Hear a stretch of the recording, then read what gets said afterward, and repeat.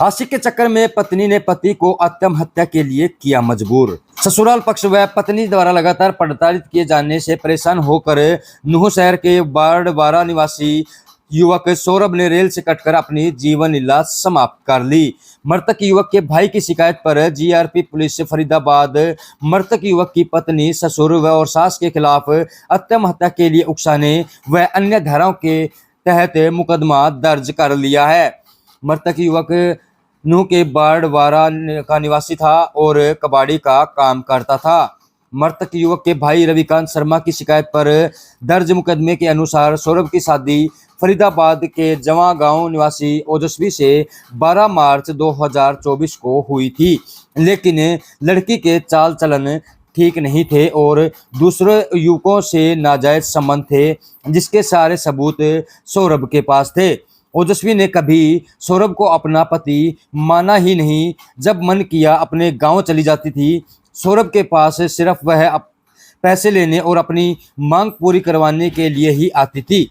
सौरभ का काम कबाड़ी का था। शादी के मात्र 1 वर्ष में ही सौरभ की जिंदगी ओजस्वी व उसके मम्मी पापा ने नरक बना दी थी। कई बार दोनों परिवारों के लोग एक साथ बैठे और इन सारी समस्याओं के बारे में अवगत करवाया गया। ससुराल पक्ष के लोगों ने अपनी बेटी को समझाने की बजाय उसके परिवार को दहेज के झूठे केस में फंसाने की धमकी दी। इसके बाद कई बार सौरभ की पत्नी ने उसकी हत्या करने की साजिश रची, जो सौरभ के चौकन्ना रहने के कारण सफल नहीं हो पाई। कई बार ओजस्वी व उसके परिवार वालों ने सौरभ पर दबाव बनाया, उसे पैसे ऐंठने तथा मारपीट भी की। बार बार मारपीट करने, दहेज प्रताड़ना के झूठे केस में फंसाने की धमकी देने और आंखों के सामने दूसरे युवकों से अवैध संबंध बनाने से युवक सौरभ अपना मानसिक संतुलन खोने लगा था। इससे परेशान होकर 25 जुलाई को उसने पलवल रेलवे स्टेशन पर रेल से कटकर अपनी जीवन लीला समाप्त कर ली। पलवल जीआरपी चौकी पुलिस ने शव को कब्जे में लेकर उसका पोस्टमार्टम करवाया और परिजनों को सौंप दिया। वही शिकायत के आधार पर मृतक युवक की पत्नी ओजस्वी, ससुर सुखदेव व सास के खिलाफ आत्महत्या के लिए मजबूर करने सहित अन्य धाराओं के तहत मुकदमा दर्ज कर लिया है। 4 दिन बीत जाने के बाद भी अभी तक पुलिस के हाथ खाली हैं। मृतक के परिवार वालों ने कहा कि पुलिस ने मुकदमा तो दर्ज कर लिया है, लेकिन अभी भी आरोपियों की गिरफ्तारी नहीं हो पाई है। मृतक के परिवार वालों ने कहा कि हमारे बेटे की आत्महत्या के लिए मजबूर करने वालों पर हमारे बेटे के ससुराल वालों के साथ मृतका की पत्नी के आशिक का हाथ है, जिसके सारे फोटो और वीडियो मृतका के परिवार वालों के पास हैं। परिवारों वालों का कहना है कि जल्दी से सभी आरोपियों की गिरफ्तारी कर हमारे बेटे को न्याय दिलवाया जाए। तो खबर कैसी लगी कमेंट बॉक्स में जरूर बताएं। मेरा नाम अजय शर्मा। कहाँ से? नूह से जी। क्या मामला हुआ था? मामला ये हुआ है जी कि लड़के की शादी हमने 1.5 साल पहले की थी। 12 तारीख और तीसरे महीने में उसकी शादी हुई। उसके बाद लड़की जो है सिर्फ 2 महीने हमारे पास रही है और हमें टॉर्चर करती थी, लड़के को टॉर्चर करती थी और कभी कहती थी तो तेरे को दहेज में फंसा देंगे, कभी कहती थी जो है तेरे को तेरा मर्डर कर देंगे, कभी मतलब कभी कहती थी हमें 20 लाख रुपए दो। हमने कहा भाई हम तो नहीं देंगे, हमारे पास इतने रुपए कहाँ हैं देने के लिए। तो उन्होंने जो है बारे में अभी 2 दिन पहले लड़का यहाँ से दवाई लेने गया है, लड़की ने फोन किया है उसको और फोन करने के बाद जी गया यहाँ से दवाई लेने के लिए और पहुंच गया है जी, उसने बुला लिया उसको पलवल। फिर पता नहीं उसके बाद हमें पता नहीं, हमें शक है कि ये लड़की दूसरे लड़कों से सेट थी, संबंध थे इसके। हमारे पास उसके प्रूफ भी है। तो क्या हुआ लड़के के साथ? अब लड़के को उन्होंने जी, हमें तो शक है कि उन्होंने हमारे लड़के को मार करके और रेलवे ट्रैक पे फेंका है। तो अभी लिखित में शिकायत दी है? लिखित में हमने शिकायत दे दी है, मुकदमा दर्ज हो गया है? मुकदमा दर्ज हो गया है। पुलिस क्या कार्रवाई कर रही है? अभी पुलिस का हमें पता नहीं जी, तीसरा दिन है आज। हम चाहते हैं जी कि जो है हमारे जो है हमें न्याय मिले और जो भी बात है वो स्पष्ट हो। क्या नाम है जी?